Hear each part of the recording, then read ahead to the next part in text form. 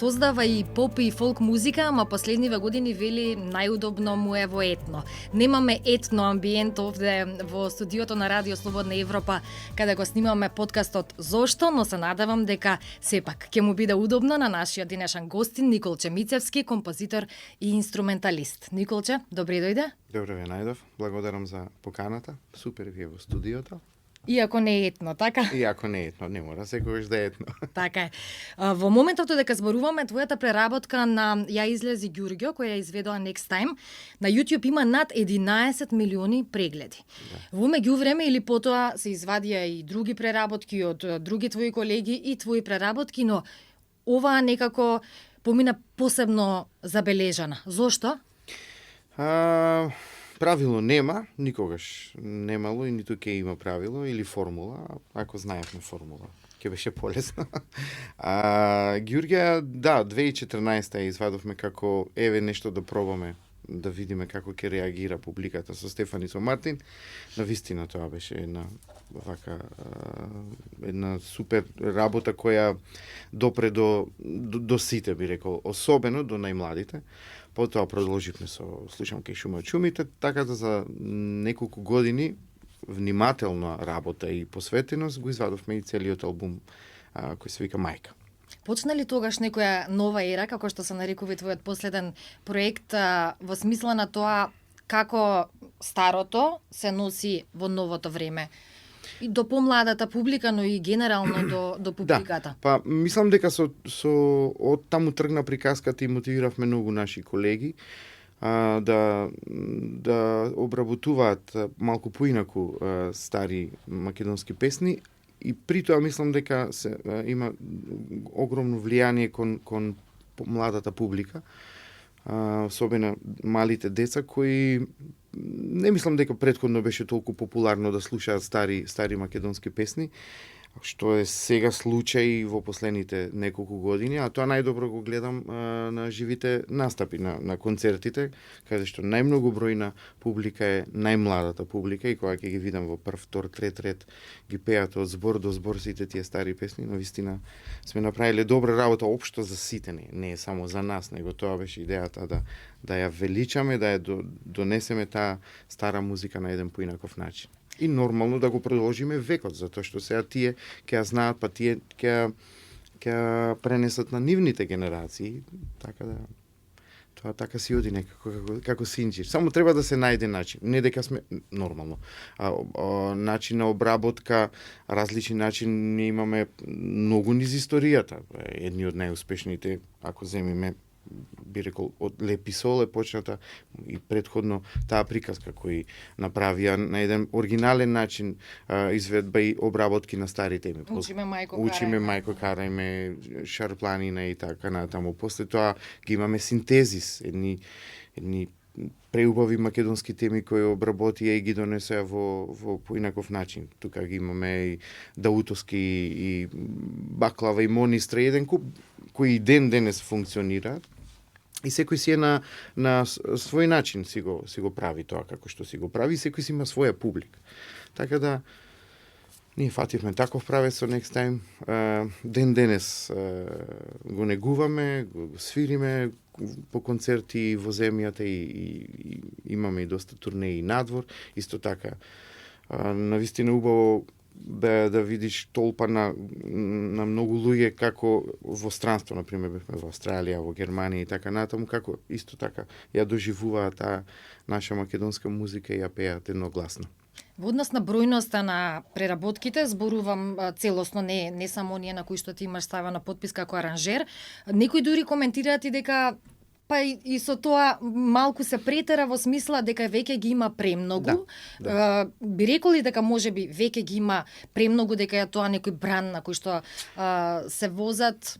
Да, па добро, тоа е како тренд и бранови, нели во секој стил на музика и во светската музика има одредени трендови. И во светската музика, ако земеме сега, има навраќање на теми и обработки, ремикси од теми од 80-тите, од 90-тите, од 2000-тите, кои дури и ние ги знаеме, нели, како помали кога ги слушавме, па сега се обработуваат и се носат на нов начин и младите ги доживуваат како нови песни. Тоа никогаш мислам дека нема да исчезне и тоа е нормално. Нормално е тоа како и не само со музиката, и со модата и воопшто во историјата се повторуваат тие како спирала, нели? Да, има циклуси, само ќе биде одбележување на времето, нели, кое го живееме, па ние така сме направиле за 10-15 години, некои други ќе направат на друг начин. Претерано, дали е претерано, не претерано, тоа времето ќе покажи, и самата публика некојаш кога се заситува од нештото, можеби малку помалку губи интерес, меѓутоа тоа е одреден период, па повторно ќе се повтори и така да. Ќе видиме.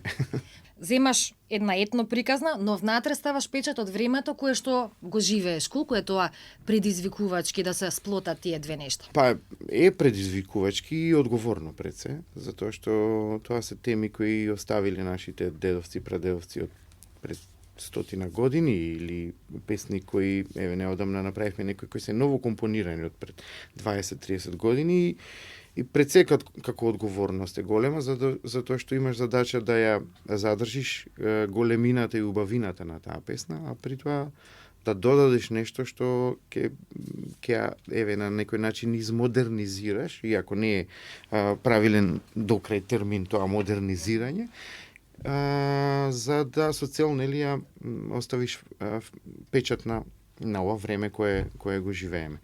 Од друга страна, пак со албумите на Каролина Гочева, кои ги направи в Македонско девојче 2 и Извор, таму па се работи за нова музика, ново компонирана, која е со мирис и шмек на некоја си староградска, сепак наша не е изворна, меѓутоа наша староградска музика.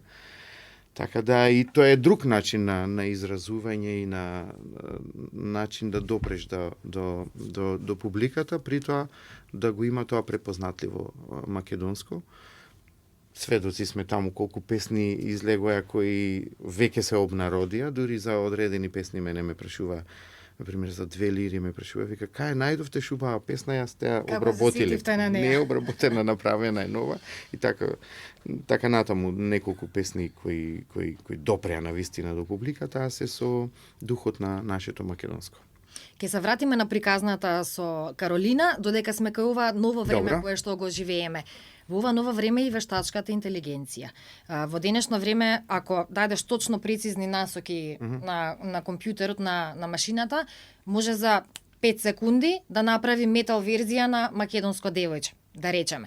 Се чувствуваш ли загрозен во таа смисла тоа што би можела во иднина да донесе вештачката интелигенција, може ли да замени? Да, не сум многу размислувал на тој дел, и ако гледам секојдневно одредени видеа како тоа функционира и што функционира, нормално техниката си носи свои предности, меѓутоа има и свои мани. Ма сметам дека во тој дел на музика и на изразување и на она што значи емоција, вештачката интелигенција никогаш не може да го замени живиот композитор или човек кој прави музика. Да, сепак е тоа наредба, како ова, како она. Значи, тој зема делови од ова или оне за да направи такво нешто. Не измислува, не е креативен самиот да направи нешто оригинално. И на крај се поставува прашањето авторски, чиво е тоа на крај, дали е на не знам на кое. Така да се разговара често на таа тема, особено оние кои се организации, светски организации кои се задолжени за заштитата на авторските права на сите ние кои работиме музика. Нели, мора да се има граница ако прави вештачката интелигенција. Ако земи малце од Две лири и земи малце од Ѓурѓа и да направи песна, значи не е нејзина, него е на Ѓурѓејна. Да. Широка тема, ама не можеш против тоа, не можеш тоа да го запреш или да го забраниш. Ја споменавме приказната со Каролина, споменавме Македонско девојче, всушност со Македонско девојче 2, потоа и со Извор. Повторно некако и публиката коментираше дека е некоја нова ера за Каролина и го доживуваше како твоја нова ера со оглед на тоа што Апсолутно, имавте да. маратонски концерти во МОП, имавте надвор од македонските граници, се представивте? Па некако и од тој период кога го сработив тој албум за Каролини, кога заеднички сите го сработивме, сепак е тоа тимска работа. Јас ги правам песните, аранжманите, меѓутоа тука има многу луѓе, има изведувач, има текстописец, има Каролина која ги носи тие песни, има продукција која треба да го испромовира сето тоа. И од тука некако и мојата нова ера во тоа што значи авторство. Ако претходно сум се занимавал повеќе со фестивалска музика, разноразни фестивали, оркестри и така натаму, некако од тогаш почнав поинаку да ја градам својата и да се движам во поинаков правец, што мене, да кажеме, ме направи така препознатив со тој стил. И навистина ја сметам за една успешна приказка која се уште трае, се уште ги изведуваме, се уште се свежи нормално, не е тоа голем период е. Од првиот помина 10 години, од вториот 6-7 години. Меѓутоа се уште се свежи и нови се тие песни кога ги свириме било каде, дали во земјава или во странство и ги пеат едногласно голем дел од тие песни. Свежи се спомените и од германската турнеја која што ја имавте сега пред Нова година во декември. Што се случи таму конкретно на концертот во Дизелдорф? Имаше се проширија муабети дека некои нашинци таму всушност се обиделе да го бойкотираат концертот? Па мислам дека беше едно така поголемо недоразбирање како и секаде на нас македонците во одредени моменти ни треба повеќе сплотеност отколку разединетост, нели? Така и таму, не знам, продукцијата која ни ги организираше целата турнеја, конкретно за концертот во Дизелдорф, имаше обид за бойкотирање, меѓутоа на крај се испостави дека и на нашиот концерт беше преполно, и ден предходно или после тоа беше и на другиот концерт кој друга организација го организираше, и што така беше преполно. Се испостави дека се различни публики, едни си сакаат Каролина, други си сакаат друго нешто. И доказ тоа дека ние навистина имаме многу луѓе таму кои и во 2 вечери може да се исполнат два концерти, и тоа треба да има нив мотивација за уште поголема сплотеност и организација на концерти. Бойкотирање, неинформираност или неповрзаност со македонската фолк песна е тоа што во последниве години, например на некои од македонските фолк фестивали, дури на социјалните мрежи се коментира дека има повеќе луѓе на сцена, музичари, отколку луѓе во публика. Зошто се полупразни салите, а некогаш тие фестивали биле престиж и за изведувачите и за оние во публика? Јас некако сум тргнат неколку години веќе од тие фестивали, и сега во прво лице вака не би можел да зборувам, не знам што се случува, меѓутоа дека треба одредени промени во одредени фестивали од повеќе аспекти, не само музички, туку и како пристап, како маркетиншки, како институции, мислам дека треба да се носиме со времето кое го живееме. Некои принципи на работа од пред 15-20 години, ако ги практикуваш така, не можат во ова време. Денес време на социјални мрежи, на поинаков тип на маркетинг, дури полесно мислам дека е сега нешто да изрекламираш отколку пред 20 години кога чекавме реклама на телевизија или на некое радио, или во весник да прочиташ, така да мислам дека малку треба општо генерално да се смени пристапот околу тој дел, а и нормално музички. Мора да се носиме со време, мора да се модернизираме. Треба да се има таков тип на фестивалска музика, меѓутоа прашање во кој правец треба да се движи, така да се има задолжени за тоа, кои се нормално и ангажирани и платени, мислам дека треба да размислуваат малку повеќе.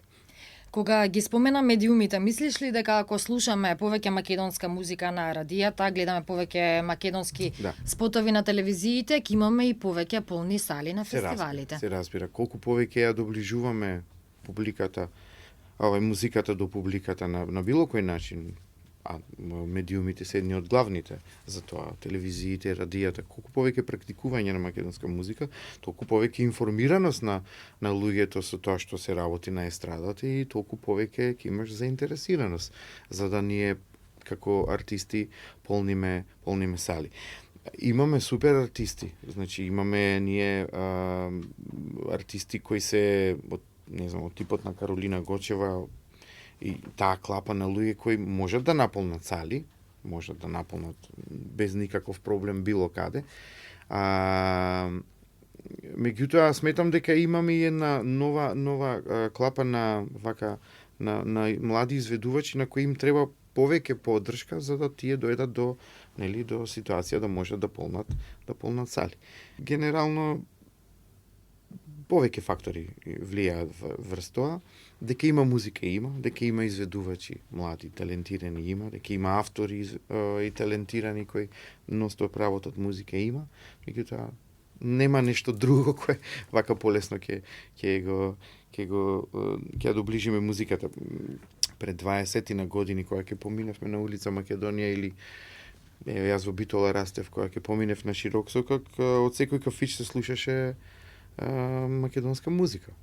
Значи, такво беше времето кај сите слушаа, сите почитуваја и така натаму. Некако тоа со текот на годините се измени, има повеќе фактори, не е тоа дека сега немаме музика, пак ќе речам, имаме прекрасна музика, дури уште повеќе трендовска од тоа време кое сме кога се создавале тие хитови, меѓутоа така треба некои работи да се сменат, почувајќи од закон за застапеност на македонска музика, самосвест на сите тие кои пуштаат музика. Не мора денес во кафулината да слушаме странска музика или на 90% од радијата слушаме само странска музика. Може тоа да се измени. Еве, имаме еден-два кафичи слушнато, веќе полека го менуваат, се надевам дека и други ќе прифатат, одиш денски на кафе и слушаш музика која е сега македонска актуелна и многу ме радува тоа, за поздрав и се надевам дека и другите тоа ќе го практикуваат. Друга болка на македонските музичари и изведувачи чинаме моментот или чувството на тоа дека оние кои што онаа вечна тема, дека оние кои што доаѓаат од надвор ги цениме повеќе, не е проблем да платиме и поскапа карта, а овие кои што ни се тука некако наши се па многу пари е ова за концерт на македонски изведувач. Тоа чинам дека е уште една вака од поголемите болки. Како да се смени таа перцепција? Да сватиме дека овој македонски изведувач вреди добро, да... нас повеќе, неверојатно, него повеќе вака надвор не почитуваат некогаш во одредени ситуации отколку дома. Или некој треба да направи надвор успех, па за да го приметат дома. Да, уствари вреден бил тој или таа. Штом другите кажуваат, изгледа е така. Не можеш да забраниш на публиката да слуша странска музика, нормално. Тоа си го направија социјалните мрежи и YouTube, достапноста до музиката, кој се ако се навратиме во периодот 90-тите, па и рани 2000-тите, кога кај нас цутеше целата музика, ние немавме социјални мрежи, немавме толку влијание. И ако имаше музички телевизии, и како за да ја замав тие музички телевизии од соседството, така некако почеа да се менуваат работите. Така да дојдеме сега до ситуација да има многу српски конкретно или бившо југословенски од тие простори кои доаѓаат тука и прават големи концерти. Да, им се слуша музиката, ги слушаат и тоа не може да се забрани, меѓутоа пак ќе кажам, ако имаме ние уште многу поголема поддршка од многу други работи, и можеме да креираме, да правиме наши звезди и да се носат со тие големи звезди, така да останува да се трудиме и да се надеваме дека ќе почне некоја нова ера во однос на тоа дека треба да си го почитуваме и цениме нашето повеќе. Можеме така да заклучиме. Се надеваме, ние цело време работиме на тоа и се надеваме и работиме за да се оствари тоа. И резултати има, полека, меѓутоа има и вака гледам на светла иднина на македонската естрада со целата оваа нова сила што доаѓа и и тие што се веќе кај нас, би рекол, легенди кои веќе го имаат статусот на легенди, така да имаме сила, имаме квалитет, имаме се, и треба уште малку поддршка и ќе бидеме најсилни. Ти благодарам многу за денешното гостување во Благодарам подкастот и Зошто. вас. Благодарам за поканата и се надевам ќе се видиме пак со некоја друга тема. Секако, вие го следевте подкастот Зошто на Радио Слободна Европа со нашиот денешен гостин Николче Мицевски, композитор и инструменталист. Се надевам дека уживавте.